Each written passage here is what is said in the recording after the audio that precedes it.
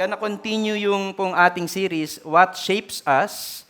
And for those of you who are new to our church na probably hindi nyo po naabutan yung last year, kung this year lang po kayo nag-join ng ating church. So we have been talking about our statement of faith. So we're talking about our statement of faith. Makikita nyo po yung full version nito in our website. Okay, so that's victory.org.ph. And last year, pinag-usapan po natin yung first 6. Ito po, yung simula po dito kay God, Creation and Fall, Jesus, Gospel, Holy Spirit, Church. And this year, we're gonna be talking about itong nasa side na to, Scripture, Salvation, all the way to Mission. So sinimulan po ni Ron last week. Marami po ba tayong natutunan dun sa pinreach ni Ron last week about the Scripture? Ayan. So today, we're gonna continue with the topic of salvation. Okay? So the topic of salvation. So I would like to invite everyone to please stand up. We're gonna be reading from the book of Ephesians. Paul's letter to the Ephesians, chapter 1, starting from verse 3 hanggang verse 10.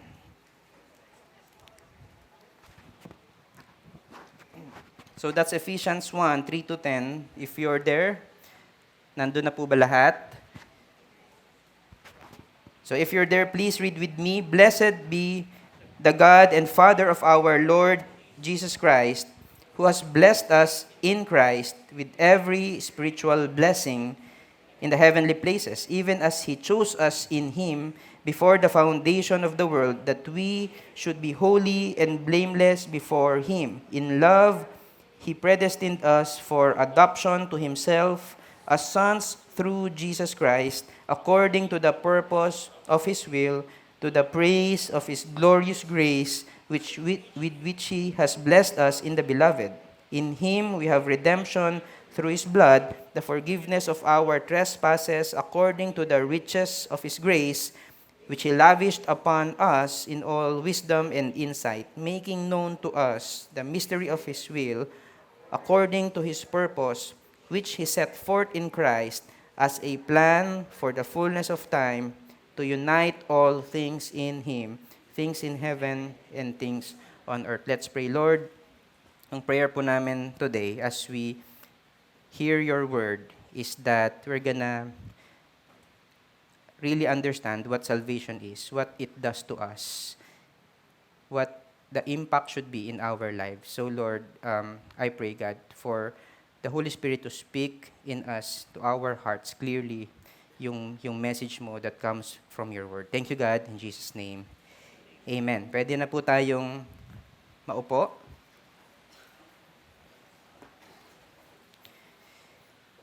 So, noon pong bata po ako, sino dito yung mga bata pa? Taas niyo yung kamay niya. Yan, di ba? So, feeling.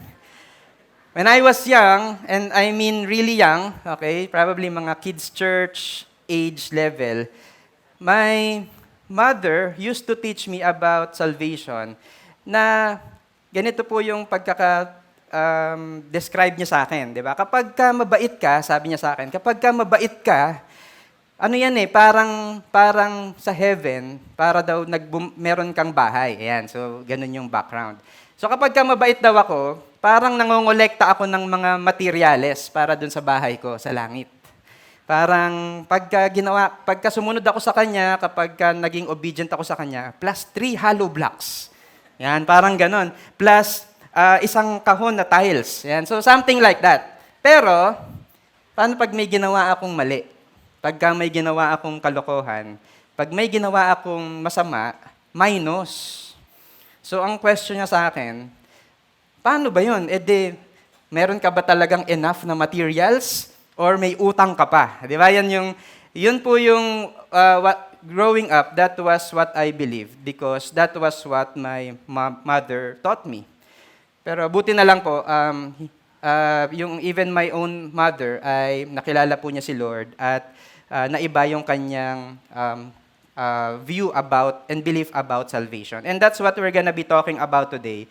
Yun pong salvation. Okay, so ang gusto ko pong maintindihan natin today, una, yun bang salvation, is it something that we earn? Kagaya nito. Na kapag ka mabait ka, kapag ka palagi kang uma-attend ng church, kapag ka part ka ng mga ministries, parang do you earn salvation? At saka, ano ba dapat yung impact nito sa buhay natin? Ano ba yung effect nito in our life? That's what we're gonna be talking about today. So simulan po natin sa unang thing that or matter that we want to talk about is the initiator of salvation. The initiator. Sino ba yung nagsimula? Sino ba yung nag-isip? Sino ba yung nagplano? Sino ba yung gumawa ng paraan for our salvation?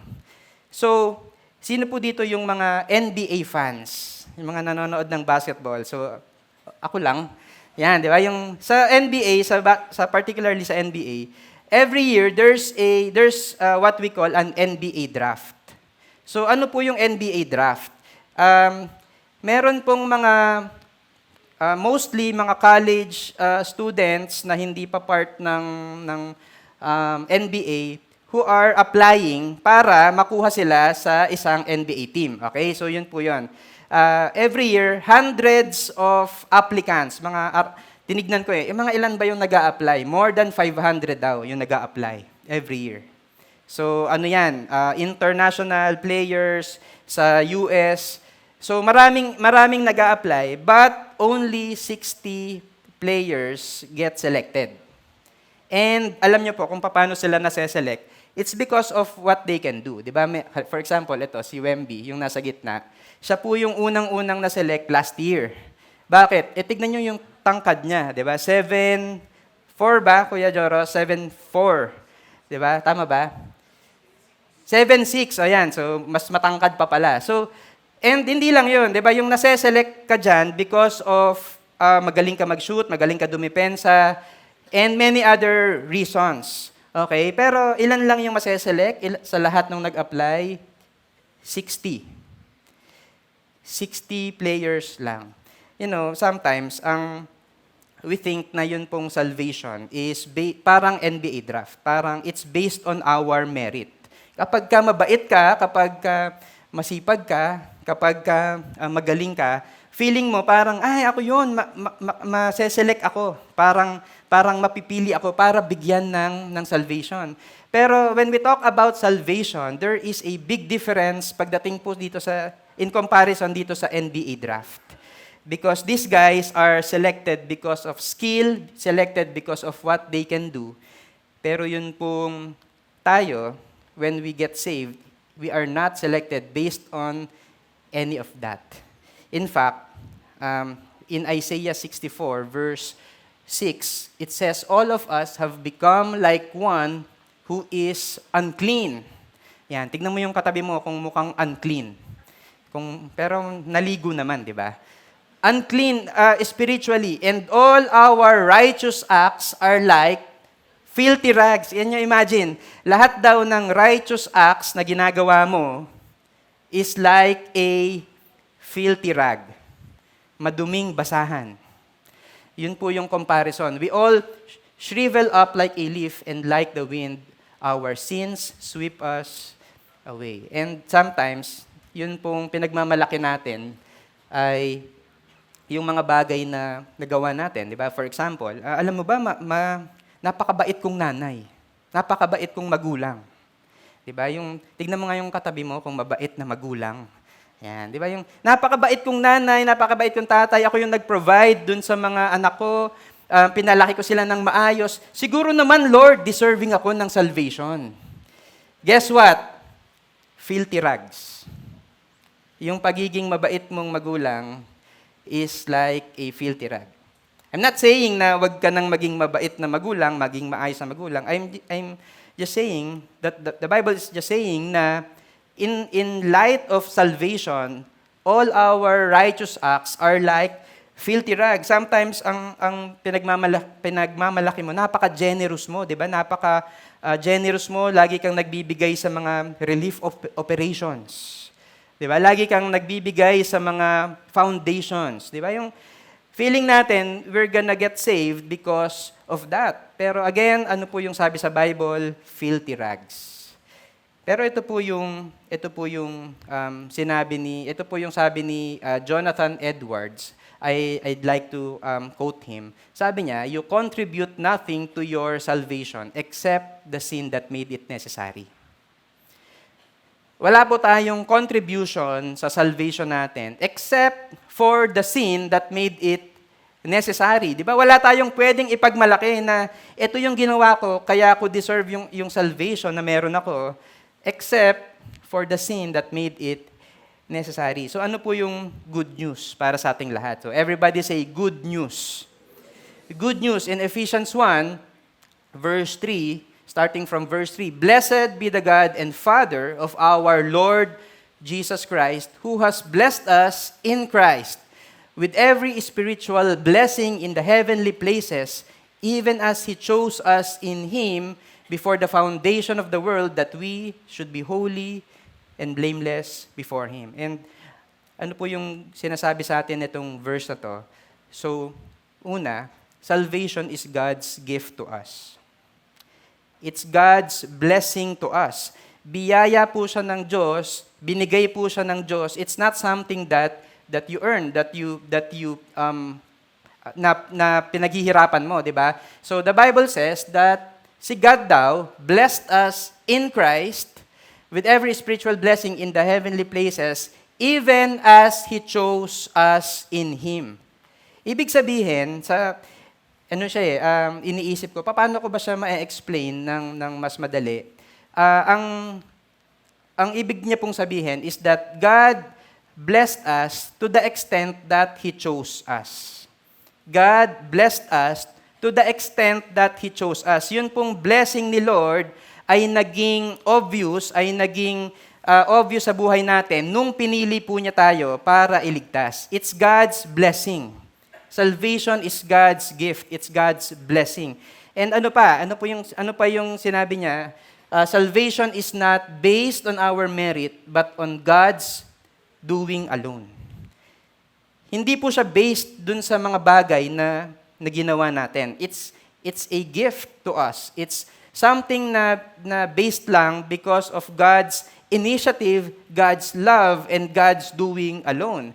Let's go back to the verse. He chose us in Him before the foundation of the world. Hindi pa nagagawa ang world, hindi pa nakikreate ang world, we have already been chosen.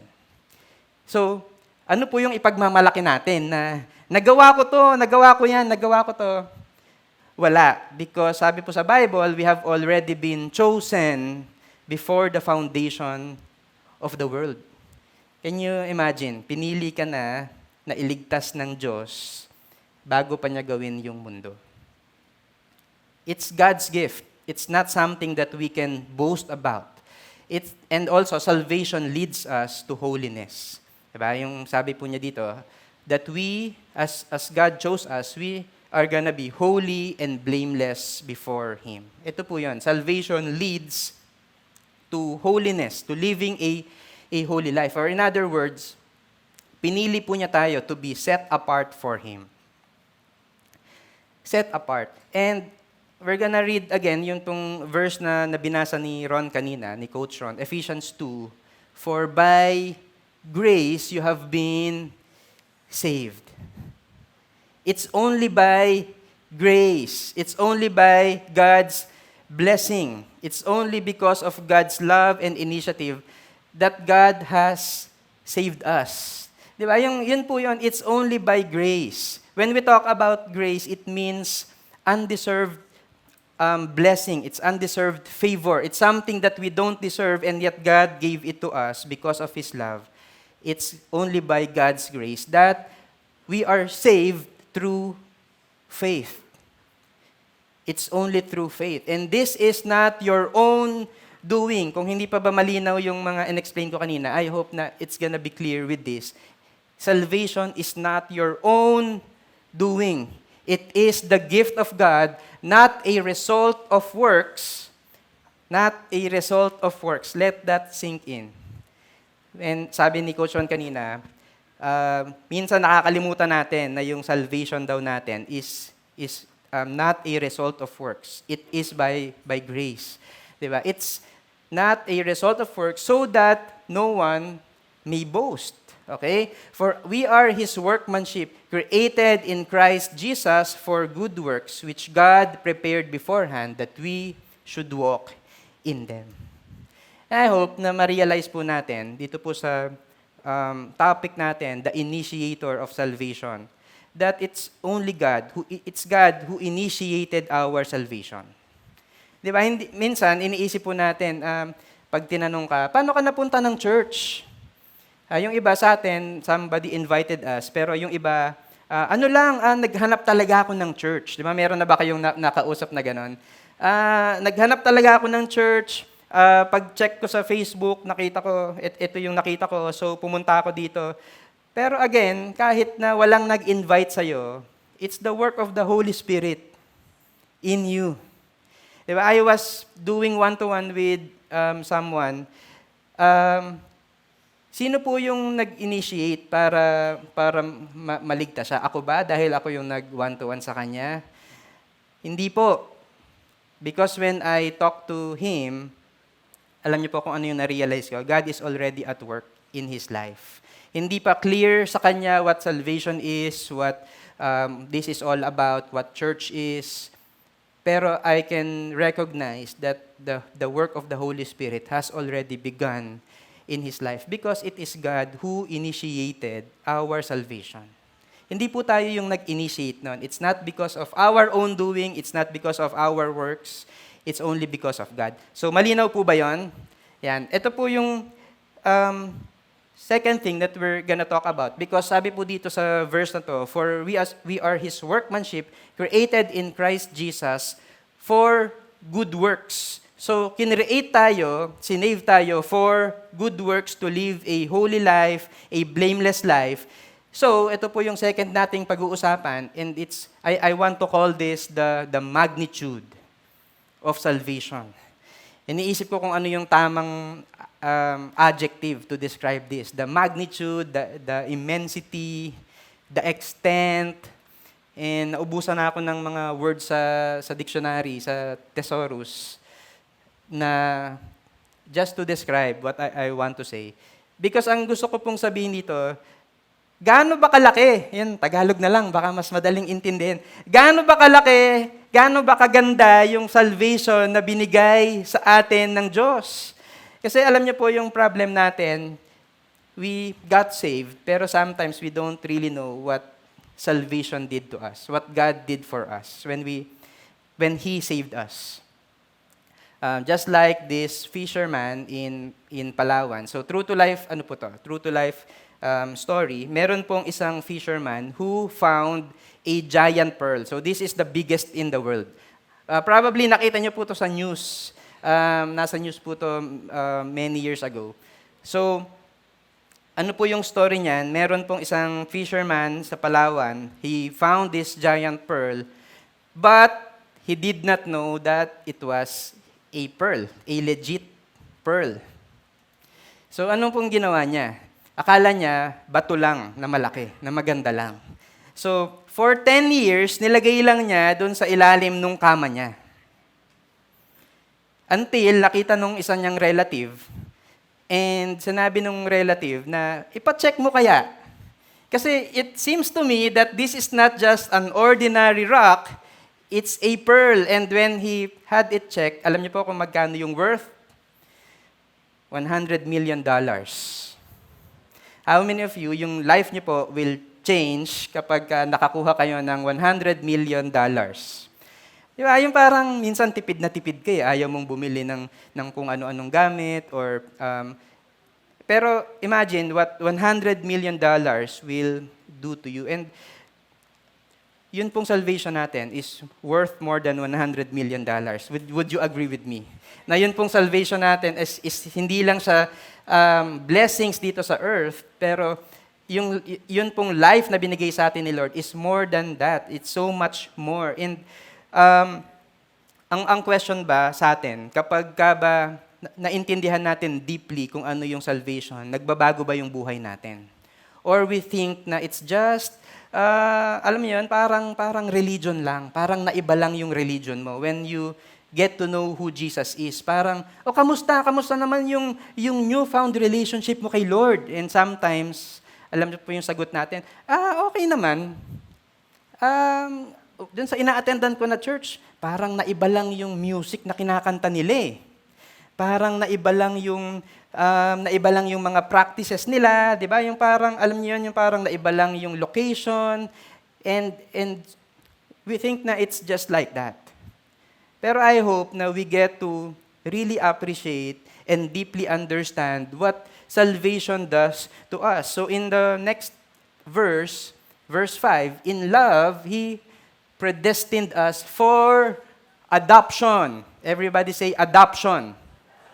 Adoption to Himself as sons through Jesus Christ according to the purpose of His will, to the praise of His glorious grace with which He has blessed us in the Beloved. Yun pong ginawa sa atin ni Lord, it's compared to adoption. Okay? In our culture kasi, parang kapag yung isang, di ba sa mga teleserye, may mga nanonood pa ba dito ng teleserye? Kapag yung ampon, 'di ba, parang palaging inaapi.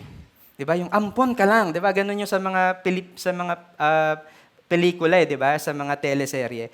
Pero we have to understand that yung adoption is hindi po siya mas parang second class, second rate. Hindi, kasi when we talk about adoption, the Greek is hiothesia, yan. So I hope I got that right. Belonging to the Lord, it means belonging to the Lord as a genuine member of the family of God. You belong to the Lord, we all belong to the Lord, not as a second-rate, trying hard, copycat member of the family of God. It's a genuine member of the family of God. Hello, nagigets po ba natin? Hindi po tayo second rate, hindi ka second class. Sabihin mo nga sa katabi mo, hindi ka second class. Diba? Hindi ka lang basta class A.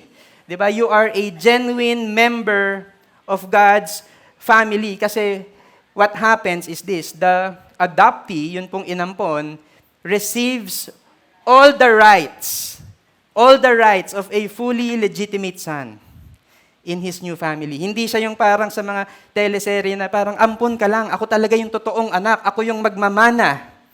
'Di ba ganon sa mga pelikulang Pilipino, 'di ba? Inaapi ng mga sa mga movies yung mga ampon. Pero when we talk about adoption, especially in the Greco-Roman culture, nung time po na sinulat yan, the adoptee receives all the rights of a fully legitimate son. All the rights. The old life of the adoptee was completely erased. So wala siyang past. Hindi ganoon. Yung ibig sabihin, yun pong connection niya with his original father, with his original parents, ay naka-cut off. Ibig sabihin, kung merong utang yung kanyang dating tatay, dahil adopted na siya, hindi niya nababayaran yun, di ba? Sino yung gusto nang magpaampon? Di ba? Yung iba, nakaisip ng paraan no? The old life of the adoptee was completely erased. And the adoptee becomes an heir to his new father's inheritance. Di ba? Kasali na yung adoptee as an heir to his new father's inheritance. Yung parang kasali ka, kung may mamanahin yung mga ibang anak, ikaw din kasali ka doon, di ba? Kapag adoptee ka. And last week, yun pong wife ko, we celebrated our anniversary. So, yun pong isang pinagpipray namin, simula pa nung honeymoon, simula pa nung bago pa lang kami ikasal, ay, kasi yun pong wedding namin, pandemic, so walang masyadong open, alam nyo na, sarado lahat. Tapos yung isa po sa mga open na pwede naming puntahan was this particular resort, okay? So, kaso lang, wala po kaming pambayad. So, mahal po. So, wag niyo po kaming bigyan ng pambayad. Kinukwento ko lang to. Baka mamaya abutan niyo. Wag po, wag. Kinukwento ko lang. So, wala po kaming pambayad because it was expensive based on our standards or based on our capacity. So mahal po siya. And after 4 years, so we are celebrating our 4th anniversary. We celebrated our 4th anniversary last Thursday. So meron pong answered prayer, meron pong blessing si Lord nung September. Ano po yun? Nagkaroon po ng promo. So, accidentally, pinindot ni Elio yung cellphone ko. Nag-send ng message sa akin, sa yung Facebook, yung ads. And then, totoo ba to? So, so may promo, in short, 1/3 na lang yung binayaran namin. So, ganun po siya. So, mura na siya kasi 1/3 na lang. And, naglolokohan po kami nung wife ko. Siguro, pagdating ng gabi, ng hating gabi, mamamatay na yung kuryente.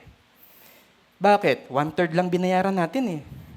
Di ba yung parang, hindi tayo pwede magreklamo. Bakit? Sasabihin nila sa atin, ang liit naman ng binayad nyo para magreklamo pa kayo. Di ba? Yung siguro walang tuwalya doon. Siguro walang tubig. Di ba yung tubig limited lang. Di ba yung may sabon pa po ako. Magbabanlaw ako. Ay, sorry sir, di na po pwede. 1/3 lang binayad nyo. And hanggang sa kotse, hanggang sa travel papunta doon. Yun pa rin pa yung pinag-uusapan namin. Guess what? Pagdating po namin doon, it's not like that. It's nothing like that. We had full access to the facilities. Hindi po namatay yung kuryente. Ang galing. May tubig hanggang paglabas namin. 'Di ba? And napakabait po nung mga staff. They were giving us a lot of things. May mga pinakain pa kami nung, yung chocolate, saka yung cookies. May free pa na mga boat ride. And we never felt that yun pong binayad namin is just 1/3. Guess what? When we talk about the adoption, hindi ko pala pinakita yung picture. Ayan, ito po yung picture niyan. Di ba? Libre magpa-picture, buti na lang, di ba? When we talk about God's adoption to us, actually, ito nga, nagbayad pa kami kahit 1/3. Pero think about it. When we talk about God's adoption, una, wala po tayong binayad. Pangalawa, gumawa pa tayo ng kasalanan. That offended God. And yet, ano po yung ginawa sa atin ng Diyos? He adopted us. He adopted us. The adoptee receives all the rights of a fully legitimate son, member, and daughter. Kasali po yung daughter. Fully legitimate child in his family, of God's family. Sa tingin natin, because of the sins that we have done, we think that yun pong, wala po tayong full access to the rights and to the privileges of being God's children. But it's not, because we are entitled to that, fully entitled to that as a fully legitimate children of God's family. Yun pong old life natin has been completely erased. Wala na. 'Di ba yung pong connection natin, kung ano man po yung relasyon natin kay Satan, it has been completely erased. 'Di ba? Ang tingin po sa atin ni Lord, you are holy and righteous, and it's because of what Jesus Christ did for us. And now, the adoptee becomes an heir to God's inheritance, to this salvation, to this life that God has given us. 'Di ba? Ganyan po katindi yung ginawa sa atin ni Lord. We have been adopted into His family. Wala po tayong binayad kahit 1/3. It's just a blessing from the Lord. It's God's own doing. It's out of His love, not our own doing. We cannot boast of anything about it. It's God's doing. Hindi lang po adoption, isa pang binigay po sa atin ni Lord, or isa pang illustration ng ginawa po sa atin ni Lord is redemption. Verse 7, in Him we have redemption through His blood, the forgiveness of our trespasses, according to the riches of His grace, which He lavished upon us in all wisdom and insight. When we talk about redemption, ako po ang una kong naisip is hostage taking. Di ba? Yung parang pagka merong na hostage. By the way, yung redemption pala, the meaning in Greek is apolytrosis, to repurchase or to win back what was previously lost or forfeited. Di ba? And hostage taking, yun po yung una kong naiisip. Kasi pag hostage taking, malaya ka naman dati, di ba? Malaya ka naman dati, pero merong nang hostage sa'yo. Sino po yung na-hostage sa dito? Ayan, so sana wala. Pero ganun po yun, yung merong kumuha sa'yo, merong humuli sa'yo, pero paano ka makakalaya? Ano po yung dinedemand niya? It's a ransom. It's a ransom. So, meron pong the authorities or whoever needs to redeem us kapag ka na-hostage ka. So, ganun po yung picture. And alam niyo po, yung redemption is free because sino bang nagbayad? Yung nahuli ba? O yung nag-rescue? Diba? Redemption is free for the person who is rescued, but it is never cheap. It is not cheap. It is not cheap. As we go back here in this verse, paano tayo nagkaroon ng redemption? In Him. Because we belong to Jesus Christ, we have redemption. And ano po yung binayad niya? His blood. That's why redemption is free for us, but it's never cheap. Kasi the price of our redemption is the blood of Jesus Christ.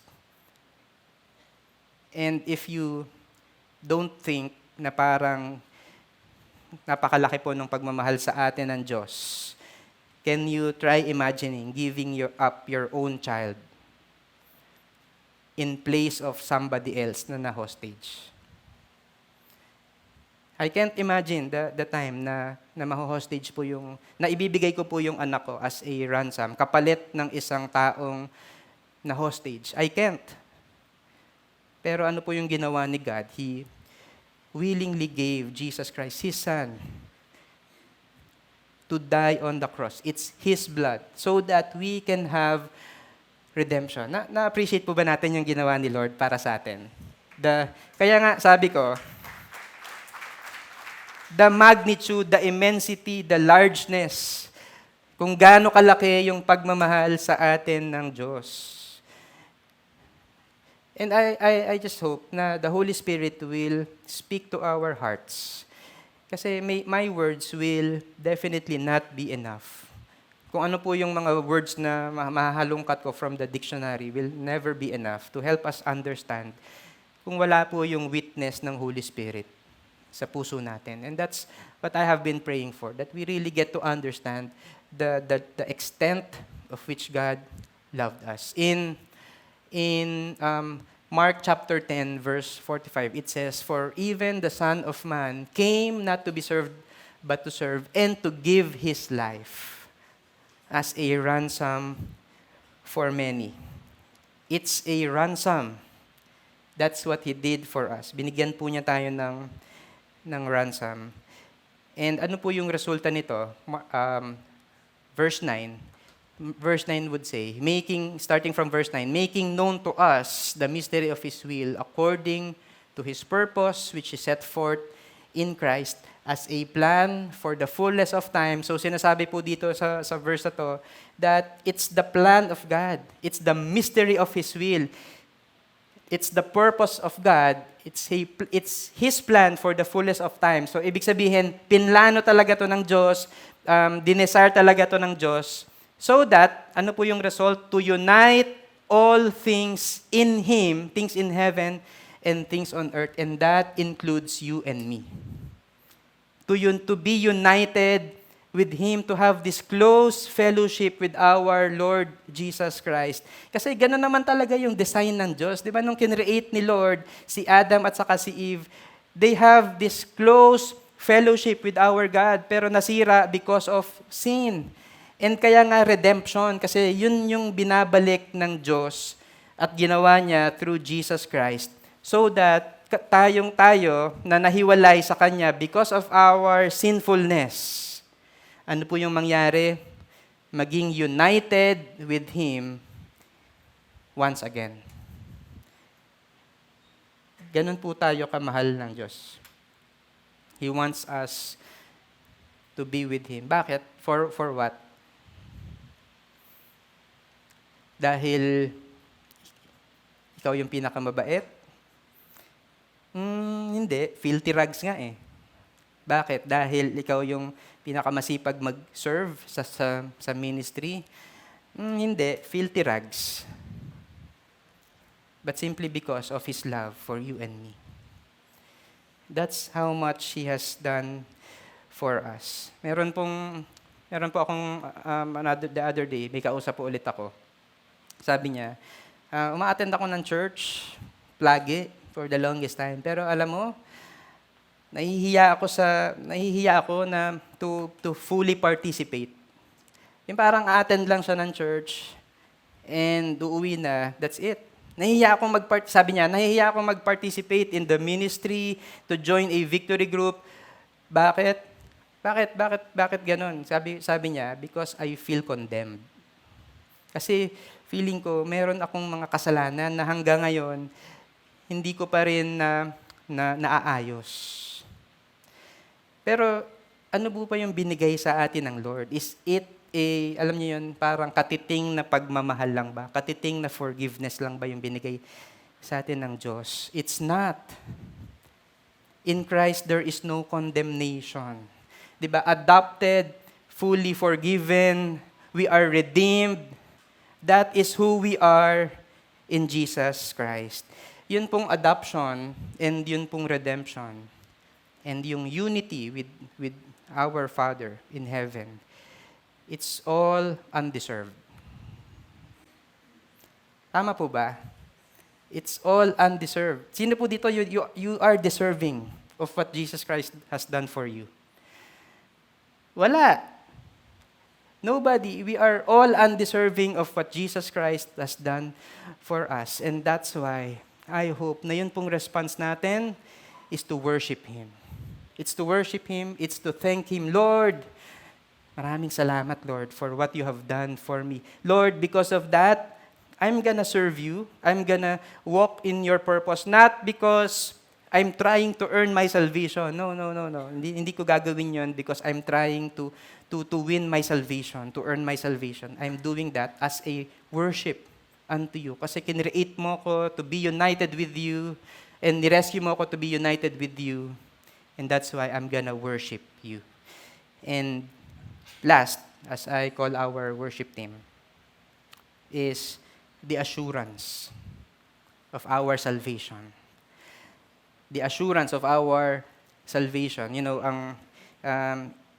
hindi po to alam nung wife ko, pero ang ipapamana ko po sa anak namin ay itong bahay po na pinagawa ko sa somewhere sa Philippines. Kung lalabas yung picture. Ayan, di ba? So, yan. Gusto niyo po ba yan? Yan yung papamana ko eh, na pinagawa ko po yan. So, di ba, yung puro salamin yan, pero parang ayaw niyong maniwala. Tapos, meron po akong binili na sasakyan. Yan. Papamana ko din yan sa anak ko. Minsan nagiging robot po yan, di ba? Sumasayaw na robot. And ito pa yung isang hindi alam ng wife ko. Sa bahay po namin, merong isang tambak ng mga gold bars. Yan. Gusto mo ng 3, bigyan kita. And then, alam niyo po kung ano yung gagawin kong next? Gigising na po ako. Because panaginip lang to lahat. Wala po ako niyan. Wala po akong ipapamana. And what am I trying to say is that, alam niyo po, yun pong gift, yun pong promise, is only as good as the one who promised it. Tama? Kaya hindi kayo naniniwala sa akin when I told you na yun yung ipapamana ko dun sa anak ko because alam nyo namang wala ako nun. Di ba? I can't do that, di ba? Because the gift is only as sure as the one who gave the promise. Siguro kung ang nagbigay ng promise, mala Henry C. or Ayala, di ba? Probably you're gonna believe. Pero pagka Eric Suarez yung nagbigay ng promise, di ba? Parang walang dating. Parang hindi ka panipaniwala. And ito po yung what the next verse would say. Verse 11, in Him, we have obtained an inheritance. Ano po yung qualification nung inheritance na yon? Bakit tayo sure that we're gonna have this inheritance? Because the Bible says, in Him, in Jesus Christ. Because we are in Jesus Christ, we have this inheritance. And yun pong, pag si Jesus po, si Jesus dahil namatay na siya on the cross, yun pong inheritance natin ay sigurado na. Di ba? Hindi na tayo nag-iisip, talaga bang ibibigay sa akin ni Lord yung inheritance na yon, yung inheritance of this life that only He can give. Yung inheritance of our salvation, yung redemption, yung adoption, talaga bang ibibigay ni Lord? Guess what? It's a yes and amen in God because it's not because of what you do, it's not because of what I do, it's because si Jesus Christ yung tumapos nun. It's a done deal. Diba? In Him, we have obtained an inheritance, having been predestined according to the purpose of Him who works all things according to the counsel of His will, so that we, who were the first to hope in Christ, might be to the praise of His glory. And in verse 13, it says, in Him, again, at this word, in Him, you also, when you heard the word of truth. Sino po dito yung narinig nyo na yung word of truth? Diba? And ano po yung truth na yan? The gospel, the good news about Jesus Christ. When you heard the word of truth, the gospel of your salvation, and believed in Him. And hindi nyo lang basta narinig, but you also believed. Put your faith in Jesus Christ. Sino po yung mga nag-put ng faith nila kay Jesus Christ? Can you raise your hands? Ano po yung sabi? We're sealed. Dahil naniwala ka, narinig mo yung truth about Jesus Christ, the gospel of Jesus Christ, at dahil naniwala ka sa Kanya, ano po yung sabi? We are now sealed with the promised Holy Spirit. And the Holy Spirit is the guarantee of our inheritance until we acquire possession of it to the praise of His glory. You know what? Hindi pa po tapos yung salvation na ginagawa sa atin ng Diyos. Meron pa pong kasunod. Yun pong salvation does not end when we pray the sinner's prayer. Pagka pinag-pray natin yung, alam niyo yun, yung prayer na nandun sa one-to-one booklet, it does not end there. Tuloy-tuloy po yan, di ba? Hanggang God glorifies us in heaven. Pero, ano po yung, while nandito po tayo sa mundo, ano po yung gusto kong maintindihan natin as we end this preaching is that we were sealed. Selyado ka. Selyado na daw yung inheritance na yon with the promised Holy Spirit. Pag sinabi pong selyado, ano po yung ibig sabihin? Ito po yun. In their culture, in their time. It's a finished transaction. Selyado na. It's fully paid. Diba? So, sino po dito? Fully paid na yung mga iPhone nyo na bago. Fully paid na yung sasakyan. It's fully paid. It's a done deal. It's a finished transaction because Jesus said, it is finished. On the cross, He said, it is finished. It's something that we no longer have to earn because He has already fulfilled it. It's a finished transaction. It's a mark of ownership. Pag sineselyuhan mo, naalala ko po yung sa Toy Story. Napanood nyo na ba yan, yung Toy Story? Yun pong si Andy, si Woody, saka si Buzz Lightyear. Di ba may pangalan sila ni Andy, the owner. May nakasulat dun sa paan nila. Remember that? Sealed. It's a mark of ownership. Who owns us? It's no longer the enemy, Bakit? Redeemed na tayo eh. Sino na yung father mo? Si God, because we have already been adopted. It's a mark of ownership. We now belong to Him. It's a bond of security. When we talk about security, having this bond of security, it means that it is God who keeps our salvation. He is the one who protects our salvation. And it's also an imprint of God's identity in us. Binigyan ka ng identity. Binigyan tayo ng identity. We are saved. Diba? Sabi po dun sa binasa natin kanina, we are saved so that we should be holy and blameless before Him, just like Him. So ano po yung response natin doon? It's to worship God. It's to thank Him. It's to live a life that honors Him. Amen. Can we all stand up? And we're gonna worship God once again. And while we are worshiping Him, we're gonna take this moment to reflect on our own lives. Kung tanungin mo yung sarili mo, isipin mo, na-appreciate ko ba talaga yung salvation? The immensity and the largeness and the magnitude of what God has given me when He saved me. And if not, bakit kaya?